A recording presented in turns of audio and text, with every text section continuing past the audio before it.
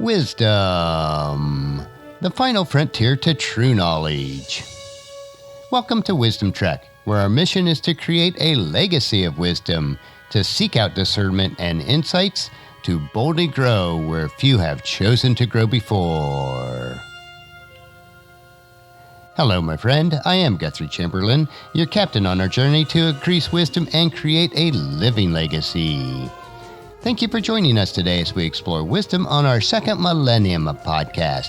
This is day 1261 of our trek, and it is Worldview Wednesday. Creating a biblical worldview is important in order to have a proper perspective on today's current events. To establish a biblical worldview, it is required that we also have a proper understanding of God and His Word. Our focus for the next several months on our Worldview Wednesday is mastering the Bible through a series of brief insights. These insights are extracted from the book of the same title from one of today's most prominent Hebrew scholars, Dr. Michael S. Heiser. This book is a collection of insights that is designed to help you to understand the Bible better. When we let the Bible be what it is, we can understand it as the original readers did and as the original writers intended. Each week, we will explore two additional insights. So today, we're going to look at Mastering the Bible, No Bible Available. So insight number 15 is, most people in the biblical world had never read the Bible. This might seem like a shocking statement. It is one of the more dramatic examples of how our lives as Christians are quite unlike the lives of biblical people. But once you give the assertion some thought, it becomes clear that it is very true. The Bible was written in stages. The Old Testament wasn't completed until the 5th century BC, roughly 1,000 years after the exodus of Israel from Egypt. Even in the best scenario, after completion, there would have only been one Bible for decades. Everything had to be copied by hand. During the Old Testament period leading up to the exile, which is approximately 6th century BC, the emphasis of Israel's faith was the temple, its rituals, and the secular calendar of holy days. Not only was there no complete Bible, but even the books that existed were property of the temple and its priest. The average Israelite only read or heard snippets from it, such as the Shetna, which is Israel's creed from the Torah, and was considered some of God's commands. And this can be found in Deuteronomy chapter 6, verses 4 through 9. So let me read it. Listen, O Israel, the Lord our God is the Lord alone. You must love the Lord your God with all your heart, all your soul, and all your strength. And you must commit yourself wholeheartedly to these commands that I am giving you today. Repeat them again and again to your children. Talk about them when you are at home, and when you are on the road, and when you are going to bed, and when you are getting up. Tie them to your hands and wear them on your foreheads as reminders. Write them on the doorposts of your house and on your gates. There were no synagogues in ancient Israel either. The synagogue came about during the exile after the temple was destroyed. Israelite priests could not possibly teach everyone house to house, as they had other assigned duties and the population was just too large at that point. For most of the Old Testament period, people learned biblical content from storytelling or oral traditions, as was referred to above. Things got a little bit better. Jews had their Bible, the Old Testament, in the form of scrolls. It would have been very rare for someone to have a Torah at their home due to the expense and labor of hand copying it. But chances are high that they were exposed to more of the Old Testament through regular attendance at the synagogue than ever before. The Old Testament, at that point was written in Greek, would have been the Bible of the early Christians. The New Testament books were written in the 1st century AD, between the late 40s and AD 100. But most of those were in the form of letters sent to individual churches. The church would have copied the letter and then sent it to another church, where it would have been read aloud. It also took a couple centuries for the early Christians, led by the Spirit, to discern which of the new writings would be considered sacred or on par with the scriptures that they had inherited from Israel. All of this leads to the fact that most biblical people were profoundly ignorant of what we think of today as the Bible. They were not having morning devotions or studying the Word. We ought to be careful of criticizing something they said or did as though that they would know better. They may have not. We have something very precious that they didn't have. Availability of the Bible in dozens of translations in printed and electronic format, so we are held more accountable. So now let's move on to the next insight. Insight number 16. The biblical writers were not semi-literate amateurs. Dr. Heiser mentions that he has several friends who write professionally.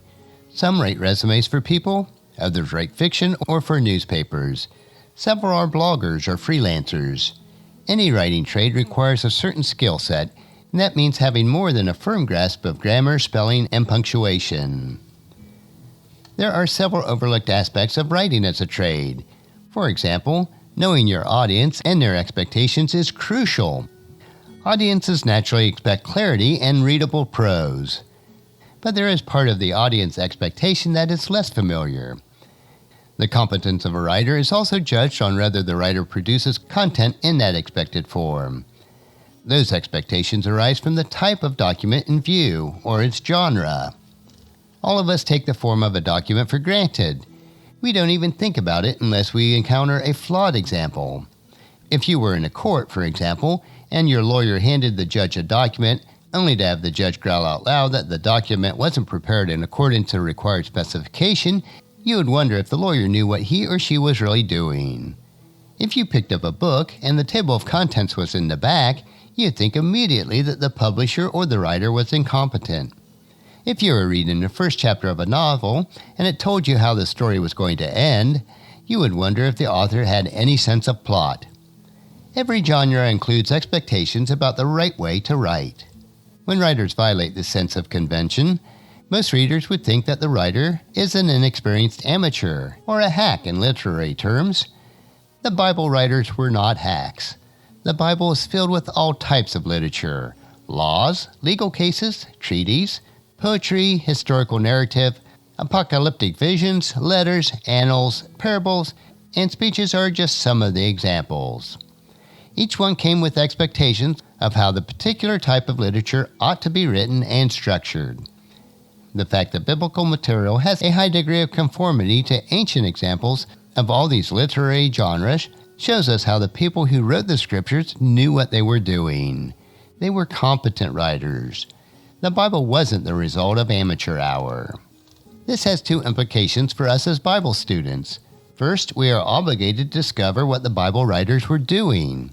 We need to learn something about the literary genres of the Bible and how biblical writers wrote according to such forms. Second, we need to let our knowledge of what the biblical writers were doing to dictate our reading. Simplistic readings of the Bible that are inattentive to what the biblical writers were doing and why will not produce an accurate interpretation. Part of the understanding of the Bible is understanding the writer's craft. Peter voiced this thought in 2 Peter chapter 1, verse 19. Because of that experience, we have even greater confidence in the message proclaimed by the prophets. You must pay close attention to what they wrote, for their words are like a lamp shining in a dark place, until the day dawns and Christ the morning star shines in your hearts. Well, that will conclude this week's lesson. For another 2 insights from Dr. Heiser's book, Mastering the Bible. Next Worldview Wednesday, we will continue with 2 additional insights. I believe that you'll find each Worldview Wednesday an interesting topic to consider as we build our biblical worldview. Tomorrow we will continue with our 3-minute humor nugget that will provide you with a bit of cheer, which will help you to lighten up and live a rich and satisfying life. So encourage your friends and family to join us and then come along with us tomorrow for another day of Wisdom Trek, Creating a Legacy. If you'd like to listen to any of the past 1,260 treks or read the Wisdom Journals, they are all available at wisdom-trek.com. And I encourage you to subscribe to Wisdom Trek on your favorite podcast player so that each day's trek will be downloaded to you automatically. And thank you so much for allowing me to be your guide, your mentor, but most importantly, I am your friend as I serve you through the Wisdom Trek podcast and journal each day. And as we take this trek of life together, let us always live abundantly, love unconditionally, listen intentionally, learn continuously, lend to others generously, lead with integrity, and then leave a living legacy each day. I am Guthrie Chamberlain, reminding you to keep moving forward. Enjoy your journey, and then create a great day every day. See you tomorrow.